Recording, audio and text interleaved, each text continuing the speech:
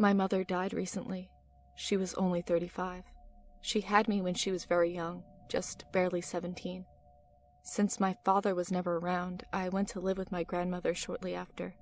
She was an old, bitter woman, but became much quieter when I came to live with her. Hours and hours she would sit rocking back and forth in that chair of hers, mumbling under her breath. I keep hearing her say, "Jenny." That was my mother's name. Anyway, a couple of nights ago, I had a disturbing experience. It was about 2 a.m. I was lying in bed, trying to get to sleep. I hadn't been sleeping well, as you can imagine. Just as I was about to drop off, I heard a familiar double beep sound spring from my iPad. I opened my eyes to see its screen lit up, casting an eerie shadow of my chair along the back of my room. For some reason, Siri had been triggered. After a moment, it double beeped again, and I saw the screen change.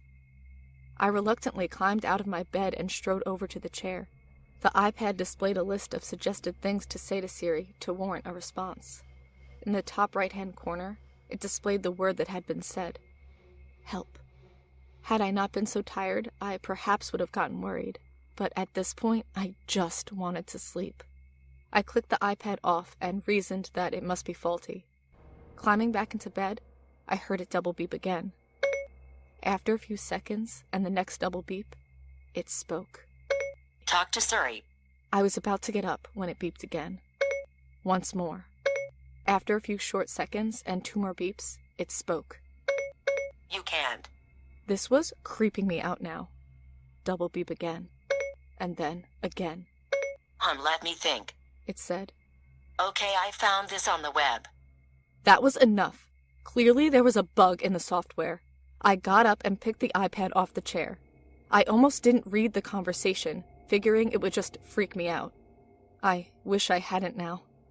Here it is transcribed. Why can't you hear me? Talk to Siri. I can't feel my legs. You can't. Why can't he see it? Let me think. It then proceeded to do a web search for why can't he see it. I've turned off my iPad and buried it under clothes in the wardrobe. I don't want to look at that thing again. It wasn't a software bug. It can't be. It's too coincidental. My mom had died in a car crash. She had lost both of her legs. What do I do? Update. I've decided to take your guys' advice and leave the iPad on overnight. I'll try talking as well, see if that works. If anything happens, I'll post an update tomorrow. Thank you all for your comments and support. Update 2. It happened again. I'll post a full update when I can. First things first. My name is Ellie. Hi. I feel I should introduce myself since there was some confusion in my last entry. One commenter asked for my gender concerning the "why can't he see it" remark. I don't know who this refers to. My only guess would be my brother, Charlie. But I'll get to that. First, I need to tell you all what happened last night. I decided after my original post to activate the iPad again. I left it on as I browsed the internet deep into the early hours of the next morning. I also left a voice recorder, like some of you recommended, sitting on my desk. Nothing happened. It got to be about 2:30 a.m. when I decided to see if talking would make any difference. I whispered to the empty air, "Mom?" I pressed the home button down until the 2 beeps sounded, and waited in silence. A few long seconds later, it double beeped again. Nothing.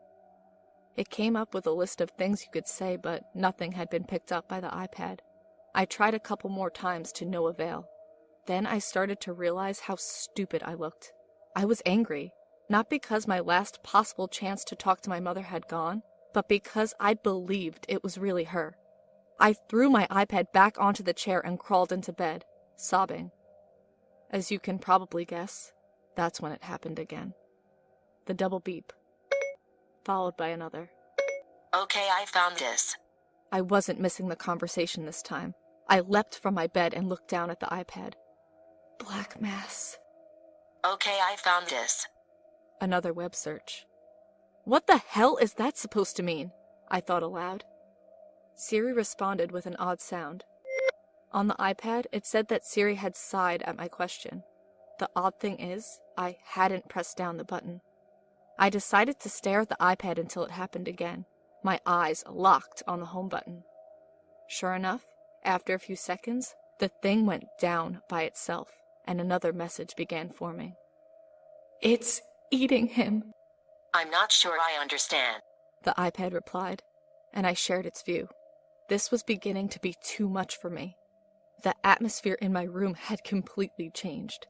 It felt colder, much colder, like a breeze was flowing through my room that couldn't have possibly entered from my closed window. I guess it freaked me out too much, because I turned off the iPad and clambered into bed, hiding under the covers like a scared child. I updated my previous entry on my phone, and thoughts began to race through my head. I felt like I could no longer justify this being a technical fault. The messages seemed too creepy. Perhaps it was a hacker, someone messing with me, or perhaps it was the real deal. I just didn't know what to think.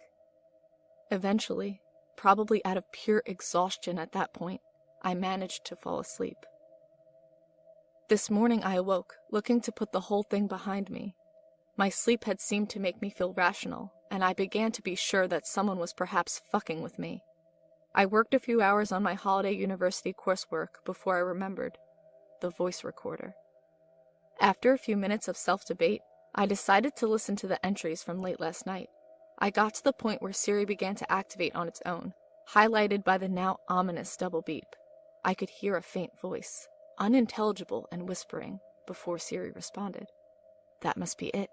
I began to even entertain the idea that it was my brother messing with me in some kind of sick joke. Perhaps he was in the toilet that separated our rooms, whispering at the walls so Siri would pick it up. He's not the type for those kind of jokes, though, and he's only 12. Eventually, I reached the point where I threw the iPad on the chair and returned to bed. The voice that came out of the recorder next was disturbing, to say the least. It was female, but distorted, like it was shouting from the bottom of a well, or you were on some wacky drug trip trying to listen to someone speak. The voice only uttered 3 words, but they seemed to be ringing in my ears now. "Help him, Ellie." I believe now that it is my mother. I just don't know what to do. What the hell did she mean by black mass? Was she trying to reference something? If any of you have any ideas, they'd be much welcomed. I just want this to be over now. Update. Something terrible has happened. I'll update when I can. My brother's dead. I don't know how I'm going to write this, but I have to. Someone's after my family, and people need to know what's happening to us in case the worst happens. It'll take me a while to write this, but I'll try to go through the last 24 hours chronologically. After my last post, everyone began to suggest that the black mass was referring to cancer. I immediately panicked and began bombarding my brother with questions, asking him if he had any lumps or was feeling unwell. He was pretty perplexed by the whole thing, but he did tell me that he'd been struggling to breathe over the last few days. That was enough for me. I forced him down to our local 24-hour medical care to get checked out. The doctor was reluctant to see him at first, assuming that it was his asthma, which he'd had for a long time. But I was insistent, and I wasn't taking no for an answer. I didn't care if we had to camp outside the center. I was keeping my brother in range of a doctor. Eventually, my brother's breathing began to get worse, and after being unable to find a cause and having had multiple breaths of an inhaler, the doctor decided to perform an emergency something-oscopy to see if anything was wedged in his throat. I didn't really know what was going on, but at least something was getting done. As they were rolling him into the operating room, he managed to look up at me and utter a few words through his strained breath. I love you, sis. A tear formed to my eye as I knelt down and kissed him on the head. Good luck, I whispered. They began to wheel him away when it happened. He started to convulse violently, with blood beginning to drip from the side of his mouth. I was frozen in horror but swiftly pushed out of the way by one of the doctors. They began to frantically operate on him, using all manner of machines to keep him alive. Yelling and buzzing echoed in my ears, but as everything fell apart around me, I only noticed one thing. My Siri had turned on in my pocket. This time, I didn't need to look to know what she had said. I don't understand. It's killed him. But I can search the web for it if you like. It was at this point that I caught a glimpse of the most horrifying thing I'll ever see in my life. The skin on my brother's throat began to just dissolve. It looked like something was trying to force itself out, pushing from the inside and melting the cells in its way. Eventually, the skin had fully withered away, and green fluid came pouring out of the hole, a mix of blood and what looked like acid. I fainted on the spot. When I awoke, I found myself lying on the sofa in the waiting room. A young doctor with a kind face was sitting beside me. I have some bad news, he said. I didn't even hear his next words, though. I didn't need to. My brother was dead, killed by whatever had dissolved or eaten his throat. I almost threw up at the thought of it. I was immobilized for the rest of the night. The doctors took me home, where my grandmother was still rocking on her chair. The doctors told her what had happened, but she simply looked at them with dead eyes before returning to staring out the window and sipping her tea. They seemed almost ready to take Grandma away to test her, but I told them a white lie that she was not all there. Truth is, she really hadn't been since Mom died, so it wasn't technically a lie. I didn't sleep that night. In the morning, I got phone calls from various people, mostly policemen, but I just listened and hardly said a word. Officers came to search Charlie's room, but they couldn't find anything of note. Eventually, I was left to my own silence. I couldn't move for hours, just staring at my iPad. I wanted more than anything to communicate with my mom, or my brother. Anyone will do. Just tell me what I had to do. What I had to do to get the fucker back that killed my brother. It was only a few hours before Siri provided the answer. His friend. I don't know who your friend is. The inhaler. Okay, I found this on the web. Desperately, I searched my brother's room for his inhaler, before shortly realizing that it was in my pocket. I still had it from when he was using it at the doctor's office. I examined it closely. It didn't take long for me to notice what was wrong. Stuck inside of the inhaler was a thin mass of black substance. I tried to scrape it out, but it was stuck tightly to the inside of the mouthpiece. There was no telling what it could be without handing it to the police for whatever analysis they could perform.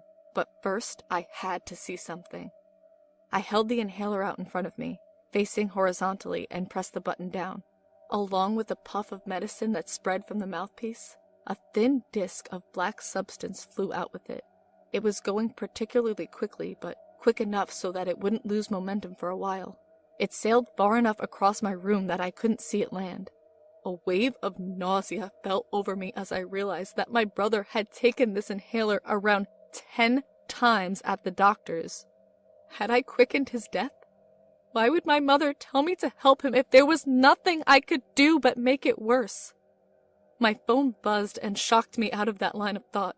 I walked over to it and picked it up, seeing the text that had just been sent to me. The number was withheld, though I had no idea how it was possible to do that with texts. The text said, "Well, it's better if I show you." 2 down, 1 to go. Someone's after us. That's the only thing I'm sure of now. I did the sensible thing last night, it seems. For once. I went to the police, told them everything. Well, almost everything. They were already investigating Charlie's death as suspicious, but the inhaler and the text seemed to kick them into action. They're currently trying to trace the number and analyze the inhaler. They haven't finished DNA testing yet, but I can imagine I probably smothered it with mine fumbling with it yesterday. They've also been investigating my mother's car crash, though they're keeping hushed up about it. Grandma never really told us much about it, except that there were 2 more deaths and 2 injuries other than my mother. I didn't do any research. I didn't want to know. The only piece of evidence they don't have is the one that they could possibly section me for, my late-night Siri chats. I also didn't tell them about these posts. They probably won't find out, and I need a place to write this down, to vent, if anything. If something happens to me, this will at least be out here. Anyway, the police have placed my house under protection. I've got my friend Kathy staying over to keep me company. It's nice speaking to somebody else who isn't pretty much dormant, or, well, not there. I haven't told her about my mom talking to me either. It'd just freak her out. She's already doing me a massive favor by staying in a targeted home. I don't want to scare her more. My grandma's gotten worse as well. She doesn't even speak to me now, like she's blocked off the world. Every now and then she'll go to the fridge and eat, but besides that, it's like she's a zombie. I'm really worried about her, but with everything going on, I want to keep her close. For those in the comments who were suggesting it might be her doing this, it can't be. She's a bitter old woman, but she would never do anything to hurt us. I have to say, I'm fairly ashamed of what I did after Kathy had gone to sleep last night. It was stupid, irresponsible, but now I have a chance of ending it, a chance that wouldn't have occurred had I not taken the risk. It was about 1 a.m. and I couldn't sleep. Part of my brain was fixated on the horrifying image I'd seen the previous day. The other part was transfixed by what I'd heard before the mysterious text came in. His friend. What friend? One of his friends did this to him? How? He was only 12. What 12-year-old could do this? I could ask him. I took my iPad out of my room, being careful not to wake Kathy as I stepped over her. There was a police officer on watch downstairs, and our bathroom is right next to my room, where Kathy was lightly sleeping away the night.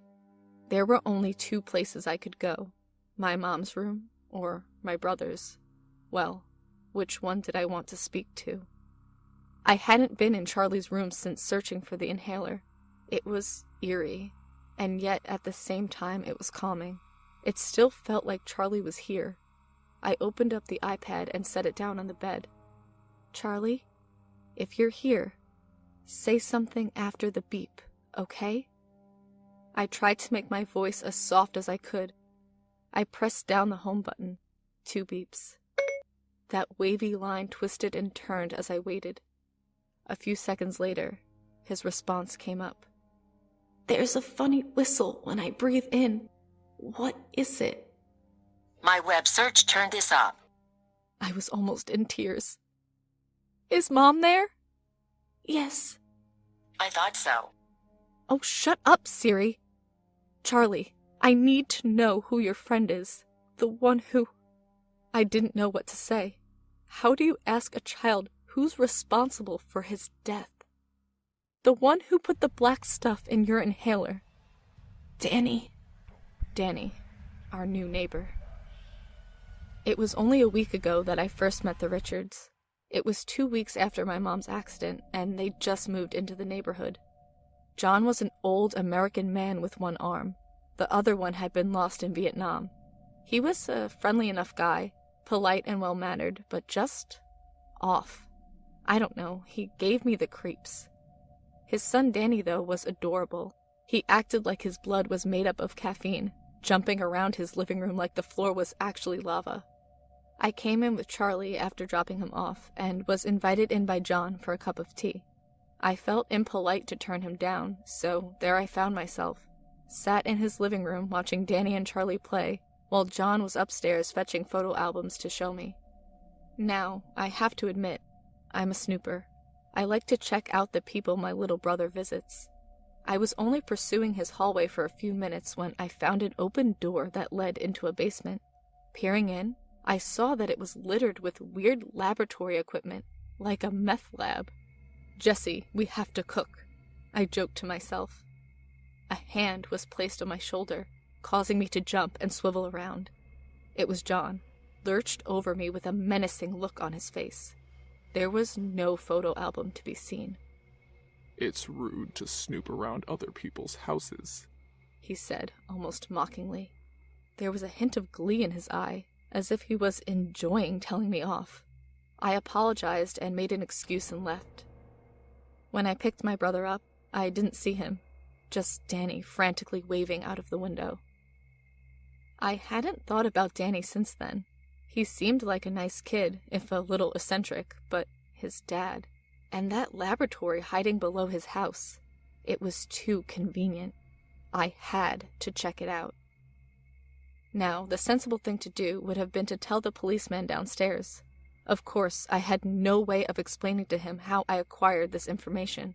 My irrational mind decided that the rational thing to do was grab a flashlight, climb out my window, drop onto my conservatory and down to my garden, then vault over the fence to the Richards house. It was an incredibly stormy night, so I couldn't see much. I scanned the back wall, trying to spot an entrance to the basement hidden somewhere in the shadows. I found it nestled at the side of the conservatory, its doors already unlocked. If the owner was keeping secrets in his basement, he wasn't doing it very well. I timed my entering of the basement with the crackle of thunder, making the doors slamming back down almost inaudible. As I crept down the stairs, the darkness hit me like a wall. I reached in my pocket and lit up my vision with the flashlight. It was as I suspected. Before me on the working benches was an array of laboratory equipment, pots and flasks twisted at obtuse angles with bottles filled with all manner of fluids. Scanning the benches, I caught a glimpse of a scraggly-looking pile of notes. Most of the notes were filled with complex equations and diagrams that I couldn't get my head around, but the last page was definitely something I could understand. It was a letter addressed to Mr. Arkin from Medical Services. I recognized the name, but I couldn't place it until I had finished reading the letter. As per Mr. Arkin's request, the letter had detailed the injuries and causes of death sustained by his family members in his accident. His daughter was killed by shrapnel piercing her throat all the way through. His wife was killed by a slashed abdomen as she was flung onto a piece of glass upon impact. His mother, who was still alive, received massive brain trauma and subsequent brain damage. That was the moment I remembered. The accident. Mr. Arkin was the other driver. We'd never heard about the other injuries or causes of death, only that there were 2 deaths and 2 injuries. Mr. Arkin must have been the other injury, but why was this letter here? Then it hit me. John's arm. I heard a creak upstairs. It was enough to shock me into action, and after scrambling up the papers and putting them on the desk, I crept back out towards the door, trying to time its opening once more with the thunder. I threw it open just as the upstairs light came on, shining light into the piercing darkness of the basement. I leapt out and shut the doors fast, my heart racing. I clambered back over the fence, hitting my head on the paved floors as I landed in my garden. I maneuvered our ladders up to my window, checking first that the officer wasn't in the kitchen in front of me, and climbed up. I'm surprised I didn't wake Kathy up as I fell back into my room, panting and soaking wet. I guess she isn't such a light sleeper after all. This morning I sat and tried to comprehend what I'd read last night. Pierced her throat all the way through. I just couldn't stop thinking about my brother and the hole now burned through his throat. If that was John, I was going to kill him. I began to well up with anger and sadness before I heard the landline ringing in the distance. The officer was patrolling outside, concerned about the movement of the ladders, so I answered myself. "You like snooping, don't you?" said the familiar polite voice. I took a while to respond. "What do you want from us?" "Come meet me at Ashen Park, 2 a.m. tomorrow. Bring your iPad." With this, he hung up. This was around 6 hours ago now. My iPad. So it was him. It had to be. He's been fucking with me, feeding me useless fucking information. He's been taking big risks, but it's all got to be a part of his game. I don't know whether to tell the police or or go myself. If I do, I'm either going to kill him, or he's going to kill me. It's over. Finally. I've lost my family, but it's done. I can rest now. I'm alone sitting in my room. I would love to tell you that the police managed to catch John Richards, or John Arkin, whatever, and he's now looking at a sizable jail sentence. I'd love to tell you that when I saw John for who he was, I only had hate for him. Things are rarely so black and white in this world. After my last post, I panicked. It was only 3 hours before meeting with my brother's killer, but I just couldn't do it. I sobbed uncontrollably as I tried to tell the officer what had happened over the last few nights. I had reason now to tell him about the Siri chats, since I was convinced at that point that John had been hacking my iPad. Soon after, there were at least 5 officers and 2 detectives listening to my story with watchful eyes. For some reason, it seemed they believed me, though they weren't happy about my breaking and entering escapade the previous night. When I was finished, the lead detective, his name was Sanders, asked me the question I knew would follow. He asked me to go to the park. Within less than an hour, I was wired and suited up. Bulletproof vest, panic button, earpiece, the works. The police had tried knocking on the door to see if John was in, but got no response. Since they couldn't just barge in without a warrant, they had to get proof this way. Kathy had gone home earlier in the day, so my grandmother was left with 4 officers on guard at the house. The cliché blacked-out car followed me at a distance as I approached Ashen Park. All was dark and there was no figure in sight.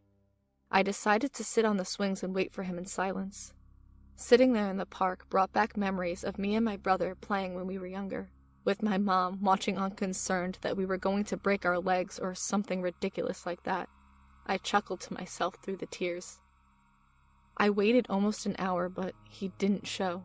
I don't know whether he had seen the blacked-out cars and freaked, or whether this was all a ruse to get to my grandmother. If he tried that, he'd run into a lot of trouble. My grandmother was safe. We returned to mine at around 2:30 in the morning. My grandmother was soundly asleep and alive. The officers reported nothing unusual, and I figured that John had just sulked away into the shadows.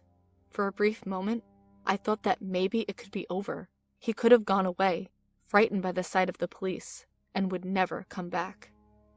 Kinda naive, I know. I'm not sure what happened next to get me to this point, but all I remember is waking up in a place that reeked of the vile smell of decay. I opened my eyes and examined my surroundings.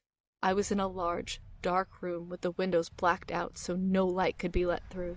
The only light sources were lanterns scattered across the various workbenches along the walls. It looked oddly familiar to the basement, as the benches were lined with similar equipment. The only distinguishing feature was a group of monitors lined up along the backside of the hall. They were showing the inside of someone's house, though I couldn't make out whose from there. I assumed it was mine. That's when I realized I was not alone. Past the monitors, barely illuminated by the flickering lantern, was a one-armed figure. He had his back to me, and appeared to be fiddling with something on one of the workbenches. Behind him, facing me from across the room, was a black-haired figure. He was tied to a chair, and his head hung limp, slumped over his knees. I couldn't tell if he was out cold or just exhausted. "Stand up," said the calm voice from across the room. John turned around as I obeyed. He held a kitchen knife firmly in his hand as he stared at me. His hand seemed to be shaking a little as he walked over to the slumped figure on the chair. "Do you recognize him?" He pulled the unconscious figure's head up. I didn't recognize him, although he looked familiar. I shook my head. "No. It's your absentee father," he said coldly. I had never seen the man before in my life, but the familiarity was there. His eyes were the same deep green as my brother's, and he had the same oddly rounded ears as mine. I didn't know for sure then, but that man was my father. Without another word, John slit my father's abdomen open. spilling his guts out over the chair and onto the floor. I shrieked in horror as I cascaded back to the far wall, my father almost depressed like a balloon as he slipped off the chair, his insides still flowing from his body. John didn't express any emotion at all. He simply stared at him, showing no indication of what he was thinking.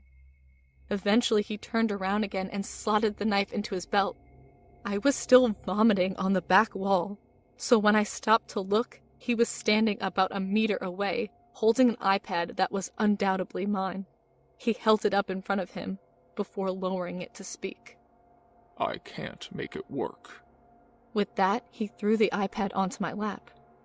Make them speak to me. I didn't know what he meant at first, but then it all started to unravel in my head.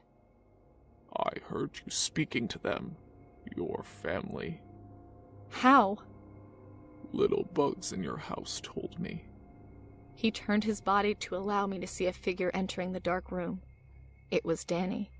He looked pale and was walking in a slow-paced fashion, almost limping. At first sight, he seemed like a zombie. My boy, he said, as he tucked Danny under his remaining arm.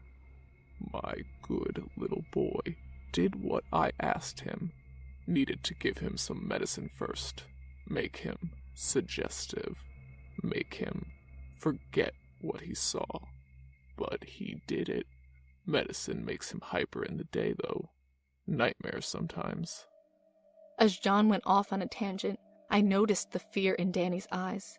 He was clearly conscious, but his father had drugged him in some way to make him into his tool. Got him to plant little buggies in your house. Put poison in your precious grandmother's tea. Grandmother won't have much to say anymore, will she, Danny? He chuckled and released Danny, who meandered off to the side of the room. Why are you doing this? I asked, almost not expecting an answer. Your mother. She killed my family. Now I'm killing hers. There was a silence where I dared not say anything.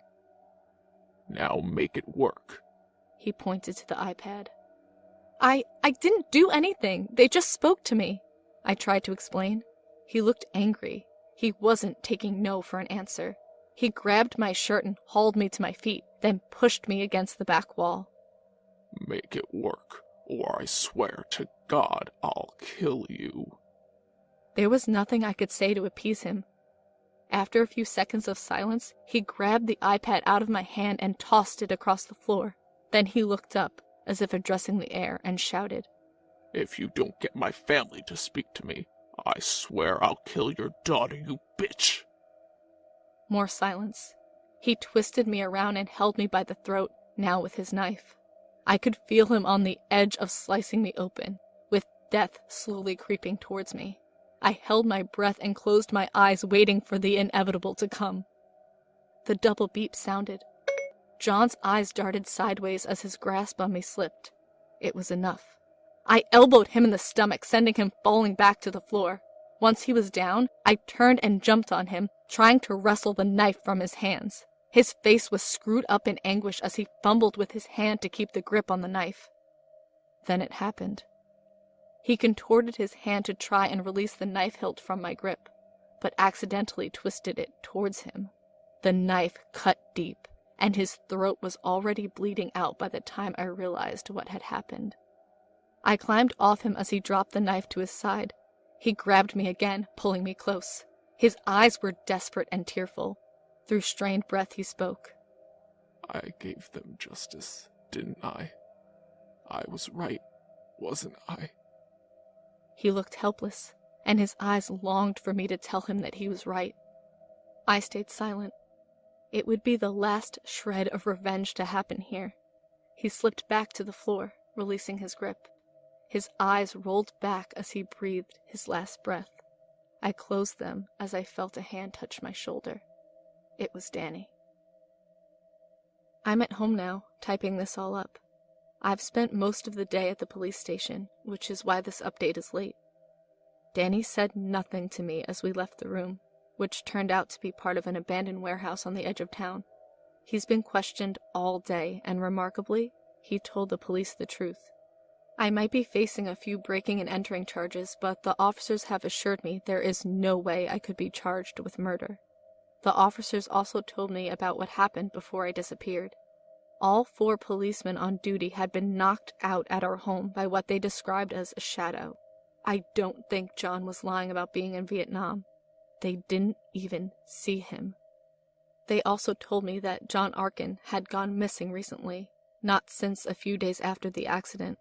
He'd suffered with psychological issues all of his life, and it seems the accident finally pushed him over the edge.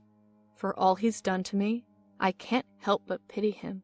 Events have crafted him into a vile human being, but I just couldn't hate him. I want to thank everyone on here. The police still don't know this is up. I suspect they will eventually.